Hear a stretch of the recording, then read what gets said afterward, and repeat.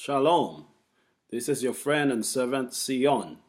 It's a pleasure to be with you again. Thank you for listening to the videos, and I hope that the message is clear and that it will encourage you to keep serving the Lord day by day, that you would grow and be stronger. We're going to continue with the Parashat Lech-Lecha, and I'm gonna start with the half Torah, which is the prophet Isaiah chapter 40, verses 8. But you, Israel, my servant, Jacob, whom I have chosen, the offspring of Abraham, my friend, you whom I took from the ends of the earth, and called from its farthest corners, saying to you, you are my servant. I have chosen you and not cast you off. Fear not, I am with you. Be not dismayed. I am your God. I will strengthen you. I will help you. I will uphold you with my righteous right hand. Verses 11, behold, all who are incensed against you shall be put to shame and confounded. Those who strive against you shall be as nothing and shall perish. You shall seek those who contend with you, but you shall not find them. Those who war against you shall be as nothing at all. For I am your God. Hold your right hand. It is I who say to you, fear not. I am the one who helps you. So we can see that the promises of God to Abraham and to his seed is eternal. And God is very serious about this promise that he made to Abraham. And we're going back to Genesis chapter 12, because the Lord called Abraham. He said, Lech-Lecha, leave your father's house. Go for yourself. Go for yourself. I'm going to do something very special out of you. I'm going to make you a blessing to the nations, a blessing to the world, and bring hope and redemption to mankind. And this was the great calling of Abraham. And as we can see, this parasha, there's a lot to learn in this parasha. Abraham, God immediately after sending Abraham to the land, there was a famine. We studied that in the last parasha. And out of this famine, out of the lack of food, out of the lack of provision, Abraham had to leave the land that God sent him to, the promised land, Canaan, and go down to Egypt. And he was afraid because Sarah, his wife, was very beautiful. And therefore, men, they would want to take her for themselves and kill him. So he was afraid. And out of this situation, as we studied in the last parasha, Abraham received great wealth, great riches, because God promised to bless him and curse those that curse him. And anyone that take any advantage over Abraham, God would deal with them on a personal level. And we see that God judged the greatest king at that time, Pharaoh in Egypt, for Abraham's wife. And we could see that God demonstrated this love. I will defend you. I will bless you. Anyone that stands against you, I will defend your cause. Abraham, be not afraid. I am your God. I will strengthen you. I will help you. And God helped Abraham. I will uphold you with my righteous right hand. God plagued Pharaoh. And Pharaoh had to bless Abraham and command his men not to touch this man, because he is indeed a prophet of God. And so what Abraham was afraid of, God told him, don't be afraid. And God demonstrated his faithfulness to Abraham in the fact that Abraham, in the midst of famine, Abraham received great wealth from Pharaoh, giving him all this gold and silver and man and maid servants. Abraham got very rich because of that. And also Lot, who followed Abraham, received that same blessing. And we can see that in the famine, Abraham get wealth in the famine. So don't be afraid about what happening to you, what your surroundings are. Trust in the Lord your God and be obedient. He will furnish in the desert and in the wilderness. He will furnish a table in the wilderness. He would provide in the wilderness. He would provide in the desert. And God showed Abraham, in this famine, you will be rich. Abraham went back to Canaan with great wealth.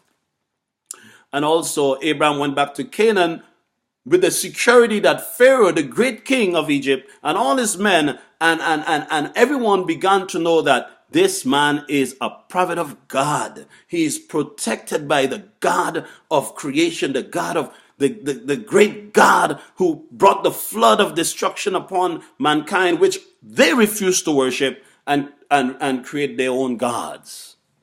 But Abraham was defended by that great God. And Abraham also got that security that he needed. This also happened to Abraham again in Genesis chapter 20 with another king, King Abimelech. And God came to Abimelech in a dream, Genesis chapter 20, verses 3. But God came to Abimelech in a dream at night and said to him, behold, you are as good as dead, because of the woman whom you have taken, since she is a married woman. Now Abimelech said unto God, now Abimelech had not come near her, so he said, my Lord, will you slay a nation even though innocent? Didn't he say to me that she is my sister? And she herself even said, he is my brother. I did this with the integrity of my heart and guiltlessness of my hands. Then God said to him in a dream, yes, I knew that you did this with the integrity of your heart. So I myself prevented you from sinning against me. That is why I did not allow you to touch her. So now return the man to his wife, for he is a prophet. God told him Abraham is a prophet. God is going to make his name great, he said. And now this is what God is doing. And God told Abimelech, let him pray for you and you will live. For if you do not return her, know that you will surely die, you and all who are yours. God is defending Abraham based on the half Torah. God is going to defend Abraham. Isaiah 40, verses 8, 9, 10, 11. God said, behold, Jacob, I have chosen you, my offspring, Abraham, my friend, you whom I took from the ends of the earth and called you for the farthest corners, saying to you, you are my servant. Abraham, God told Abimelech that Abraham is a prophet. He's my prophet. Touch not mine anointed and do my prophet no harm. He said, don't be afraid, Abraham, for I am with you. Be not dismayed, for I am your God. I will strengthen you and I will help you. I will uphold you with my righteous right hand. So we can see God did that for Abraham. And I glorify God for his faithfulness. And Abimelech, he had to do it if he wanted to live. And what Abimelech ended up doing, he furnished Abraham with gold and silver and gave Abraham back his wife. And Abimelech cautioned his men not to touch this man and his wife. Please, leave this man alone. So this is the security, the protection, because Abraham explained his situation. Abraham said, because I thought that there is, in verses 11, Genesis 20:11, Abraham said, because I thought there is certainly no fear of God in this place. So they'll kill me because of my wife. And besides, she is my sister. She is my father's daughter. Though not my mother's daughter, then she became my wife. So when God made me wander away from my father's house, I said to her, this is your loyalty to me. You must show me. In every place we go, say of me, he is my brother. Because she was beautiful. She was very attractive. And Abimelech took sheep, cattle, male servants, and female slaves, and gave them to Abraham, and returned his wife Sarah to him. Then Abimelech said, look, to my land is before you. Dwell wherein it pleases you. So he respected Abraham. He knew who Abraham was and did not dare touch this man because God will punish them. God will defend Abraham. And I wanted to share this with you. Now, let's go back to Genesis. After Abraham left Egypt, it says in the chapter 13, Genesis 13. So Abraham went up from Egypt, he and his wife, and everything that belonged to him, and Lot with him to the Negev, that's south of Jerusalem. Now Abraham was very rich in livestock and silver and gold. God milked the Gentiles to give this to the wealth to Abraham. Pharaoh gave him all this wealth. Abimelech gave him all this wealth. And plus the security and the protection and the knowledge that they know that he is a prophet of God. God defended him. God protected him. And God made a name for him. So he proceeded to, by stage from the Negev, he went down as far as Bethel. And when Abraham went there, because of all that wealth and because of all that the riches, Lot, his nephew, was with him. And Lot was also very rich as he followed Abraham, and the blessing of God came upon both Abraham and all his servants, and Lot was with him also. And Lot, it says in verse 5, now Lot, who was going with Abraham, also had sheep and cattle and tents, so that the land could not support them living together, because their possession were many, and they were not able to stay together. So there was quarrel between the shepherds. So Abraham said to Lot, please, verses 8, please let there be no strife between me and you, or between my shepherds and yours, since we are relatives. Isn't the whole land before you? Please separate yourself before me. If to the left, I'll go to the right. If you go to the right, I'll go to the left. So Lot lifted up his eyes. So they had to make a decision. Abraham had to make a decision. Lot had to make a decision. Abraham gave Lot the first preference to decide where he wants to go. And Lot lifted up his eyes and saw that the whole area surrounding the Jordan was well watered in its entirety before Adonai destroyed Sodom and Gomorrah. Oh my goodness, he's going near Sodom and Gomorrah. Like the Garden of Eden, the scripture saying here, like Adonai's garden, like the land of Egypt, till you come to Zoar. So Lot chose for himself the whole area surrounding the Jordan. Lot journeyed to the east, and they separated from each other. Abraham dwelt in the land of Canaan, and Lot dwelt in the cities of the valley. And he moved his tent and from place to place near Sodom. He was near Sodom. But the people of Sodom were evil, very great sinners against Adonai. This is a big mistake that Lot made. Lot could have chosen the north, the south, the east. He could have chosen anywhere else. But Lot specifically chose the valley, the Jordan Valley with the fertile. It looks beautiful. It have water. It has a greenery. All the cattle and the provisions are great there. But the city, the people there, they were very evil and very great sinners against Adonai. So Lot was compromising his values, his life, his children, by going near the people of Sodom. And that was a big mistake. The result of that, you will see the immediate result of that. And we have to be very careful in our lives today. The decisions we make, the places we go, the place we decide to reside. Remember, you're sacrificing your children, you're exposing your children to this filth. And your wealth and all of your herdmen, all of your men, all of your servants, and all of your riches. Whatever happened to Sodom will happen to you. And we're going to see that. Immediately, when Lot separated, go down to chapter 14. It came to pass in the days of Amphraphel, king of Shinar, Arioch, king of Alesia, the battle of the kings. Now you go down to verses 8, chapter 14, verses 8. Then the king of Sodom, the king of Gomorrah, the king of Admah, the king of Zeboim, all these kings decide to go, and they had to fight against the other kings, which is 5 against 4. Verses 9 says, against Chedorlaomer, king of Elam, Tidal, king of Goim, and they fought this battle.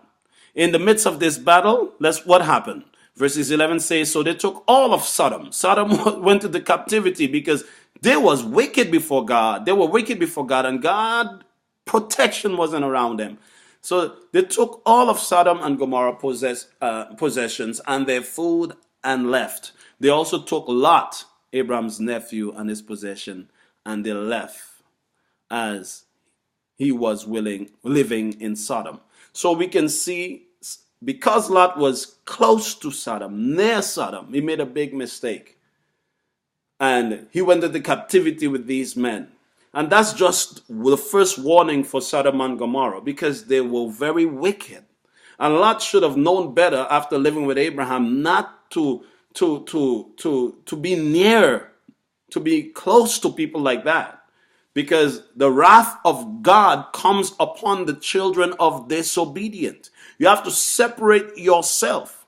You have to stay a distance from sin. Because it's not those that do it, but those who have pleasure in them that do it. So Abraham rescued Lot and saved him. He had 318 servants. Incredible. Abraham had 318 trained men, according to verse 14. When Abraham heard this, that his kinsman had been taken captive, he rallied his trained men. Those born in his household, 318 of them went in pursuit as far as Dan. And he divided his servant, and they saved them. But look at the difference between Abraham and Lot. Lot go near the wicked. Lot feel comfortable, or I wouldn't say he was comfortable, but I guess his desire to provide, he compromised his morality, he compromised his values for the physical, to meet his physical needs. To provide more sustenance for his family and more sustenance for his cattle. He was not too emphasizing on the spiritual, but it was more emphasizing on the material. And that's a big mistake Lot made. And you can see the difference. Look at Abraham. Look at the difference. With Abraham, the Sadiq, the righteous one. Abraham, the one who feared God. The one whom God is going to make that covenant.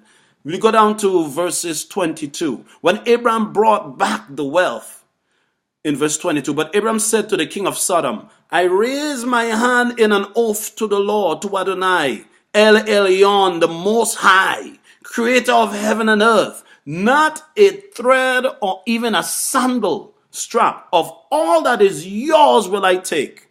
So you will not say, I've made Abraham rich. Claim nothing but what the young men have eaten, and the share of the men who went with me, Anna, Eshcol, and Mamre, let them take their share. But Abraham didn't want nothing from Sodom and Gomorrah. He said he don't even he made a covenant. He prayed before God and said, Father, I'm going to do this mission, but I don't want nothing because of the wickedness of Sodom and Gomorrah. I don't even want, he made an oath to the Most High God, not even a thread, or even a sandal strap of all that is yours I want. I don't want nothing from you. Why? Abraham understood a principle that Lot did not understand. And we need to understand this principle today. This principle is very important. If you don't understand this principle, it could be very dangerous.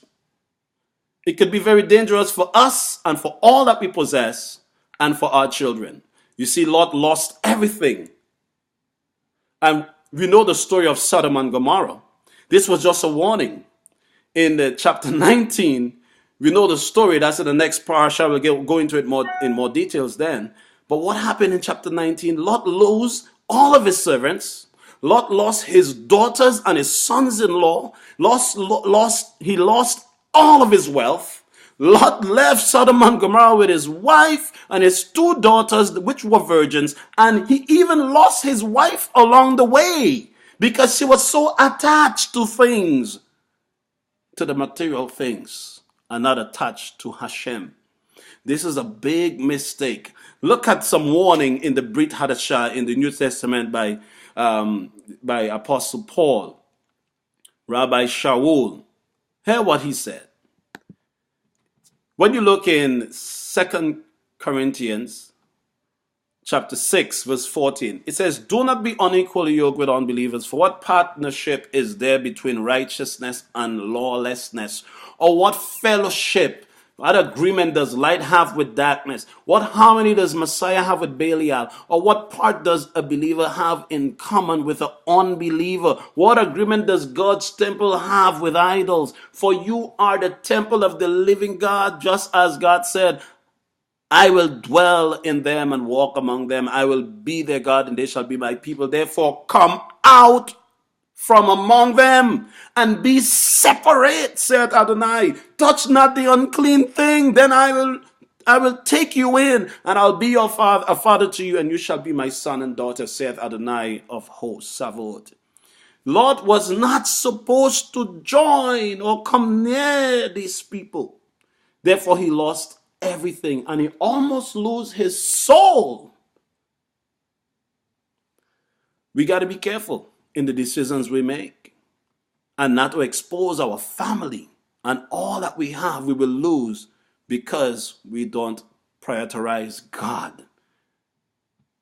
We didn't make a conscious decision about what will please God. We got to stay away from evil. We got to distance ourselves from evil.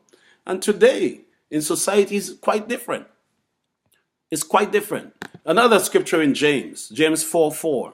It says, in James 4:4, that you adulteresses, don't you know that the friendship with the world is enmity with God? Therefore, whosoever wishes to be a friend of the world makes himself an enemy of God. It is important to understand this. We want to compromise with gay marriage, homosexuality. We want to compromise with abortion. And some people say they are Democrats and they are Christians, but yet they want to support people and candidates that is aborting children. We know these things are against God. We want to be politically correct. We want to be nice. We want to be nice with people, but bad with God. We cannot live this way. We have to distance ourselves from evil. We cannot compromise and say what is evil is good and what is good is evil. This is danger. Because of these things cometh the wrath of God upon the children of disobedience. That's what the scripture says in Ephesians 5. Therefore, be imitators of God. Don't follow the stars. Don't follow the politicians. Do not follow the people out there that is promoting godlessness. Be imitators of God as their children, dearly beloved children. Walk in love. Yes, we must love everybody, but don't support sin. Just as the Messiah also loved us and give himself for us as an offering and sacrifice to God for a fragrance of aroma. But sexual immorality and impurity or greed, don't even let these be mentioned among you as proper for kedoshim, which is saints or righteous. Verse 4, obscene coarse and stupid talk are also out of place, but instead let there be thanksgiving. Know for the certain that no immoral, indecent, or greedy person who is really an idol worshiper at heart has any inheritance in the kingdom of Messiah and God. But listen to this verse. Verse 6, let no one deceive you with empty words. For because of such things, God's judgment comes on the children of disobedient. Therefore, do not be partners with them. Do not be partners with them. Don't support this. Don't vote for them. Do not vouch your support to them. Because you know they are promoting abortion. You know they're promoting anti-Christian biblical values. If you claim to be a believer, support those that promote your values. But you see everybody, I am a Democrat, I'm a Republican, I am this and I am that. What are you? You are a child of God. You are there to promote what is right with meekness and love. But you got to let people know when they are wrong. So we have to be very careful in society today, because The world is a crooked and perverse generation, but we have to shine as light in this world. We cannot join the darkness. We have to be able to make a difference in today's society, and to be the living Bible, to be the living word, to teach the word, and if even though one don't read the scriptures, they gotta see the scriptures in our lives, in our conversation, in our lifestyle, and in everything that we think, say, and do. We gotta live it. So don't be a hypocrite, and don't live just to please men. But he that be a pleaser of man cannot be the servant of God. You cannot be a pleaser of man and be God's servant, because man needs salvation. Man need to need the blessing of God, and because of these things cometh the wrath of God upon the children of disobedient. And today we have to be careful, because judgment is coming upon the nations, and it's because of the righteous the judgment might be delayed. If we stop being righteous, and if we stop interceding for the nation, like how Abram interceded for Sodom and Gomorrah, because he was righteous, he had influence with God.